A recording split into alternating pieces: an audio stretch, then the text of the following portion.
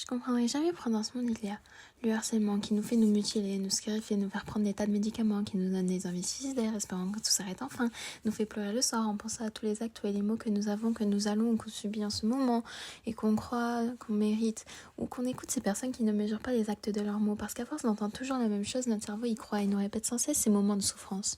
La maltraitance animale qui fait souffrir des pauvres animaux innocents qui n'ont rien demandé, le jugement des gens, dès qu'on n'est pas comme les gens, ils nous jugent sans essayer de nous comprendre, ce qui nous fait complexer, nous détester, nous donner honte pour rien parce que c'est soi-disant gênant, alors qu'on est tous magnifiques. La violence conjugale, être violent envers sa conjointe ou son conjoint parce qu'il ou elle n'est pas parfait, parce qu'on a besoin de se défouler ou autre, ne devrait même pas être imaginable, parce que quand on est en couple, c'est parce qu'on s'aime, et quand on s'aime, on est respectueux, on se protège l'un envers l'autre. On ne devrait jamais blesser la personne qu'on aime par des mots rabaissants, des insultes, etc., ni par des coups, des séquestrations, des violences sexuelles ou je ne sais quoi. On devrait au contraire l'aimer plus que tout au monde. Le viol, l'agression sexuelle, vouloir se faire du bien sans que la personne soit consentante, sans avoir demandé si elle était d'accord, personnellement, moi ça me dégoûte. Que ce soit un ou une mineure, un ou une adulte, c'est son corps. On ne devrait pas le toucher sans son autorisation.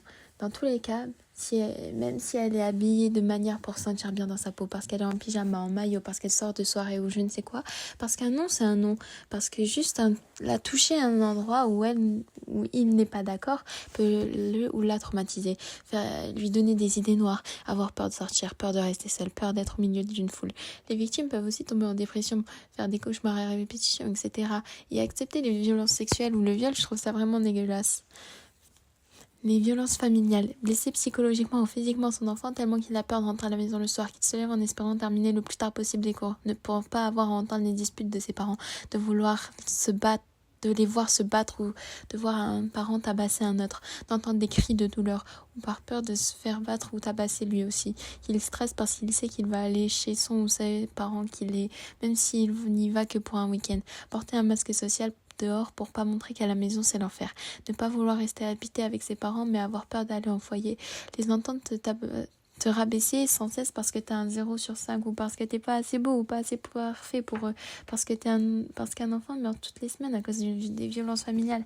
L'ignorance, ce n'est pas vraiment précis ce que je vais dire là, mais pour moi c'est qu'on nous prévient pas assez. Par exemple, vous saviez qu'en France il y a environ 28 décès causés par un suicide par jour, soit environ 200 000 tentatives environ par an. On nous prévient pas assez pour moi des différences physiques ou mentales, parce que les adultes ne connaissent pas certaines différences physiques que d'un homme à un autre on peut avoir, ou d'une femme à une autre peuvent avoir ou pas. Ce qui fait qu'on a peur des critiques, qu'on se trouve bizarre, trop ou pas assez, qu'on se trouve moche ou parfois trop. On fait parfois trop de normalité à ce qui ne devrait pas l'être. Et pour nous, cela devient également normal. Ou des fois, on inverse. On dit d'une personne qu'elle n'est pas normale, mais c'est juste que personne n'a jamais vu de personne normale. Et qu'ils voient qu'au fond de toi, tu es plus sensible que d'autres. Ils savent comment te détruire, ils savent comment tu vas rester brisé. Et ça les font rire, ça leur donne du plaisir. Mais personne, même toi, tu sais qu'un jour, une personne rare, avec un bon cœur, va te croiser et te réparer. Ça va prendre du temps, ce ne sera pas forcément la personne que tu vas croire, mais il va falloir que tu te battes seule en attendant.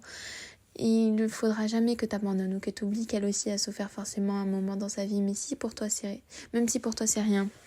Les actes terroristes. Des personnes innocentes perdent la vie tous les ans à cause des actes terroristes, parce que les terroristes ont voulu s'amuser ou à cause de leur trafic de drogue ou pour des représailles, je ne sais pas quoi, mais dans tous les cas, ils ne devraient pas tuer. S'ils font du trafic de drogue, qu'ils le fassent chez eux tout seuls, mais sans faire de mal à personne. S'ils veulent s'amuser avec des armes, qu'ils aillent faire du paintball. Mais pourquoi tuer des gens qui ont une famille, des parents, des frères, des sœurs, un copain, des gens qui les aiment, juste pour passer dans le journal? Ou je ne sais pas pourquoi, d'ailleurs, pourquoi faire?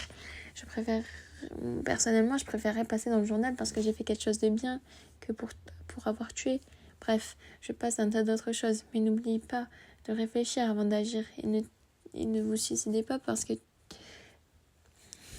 N'oublie pas que tu trouveras ton ange gardien un jour et tu sauras que tu as bien fait de vivre, même si pour l'instant, t'en as pas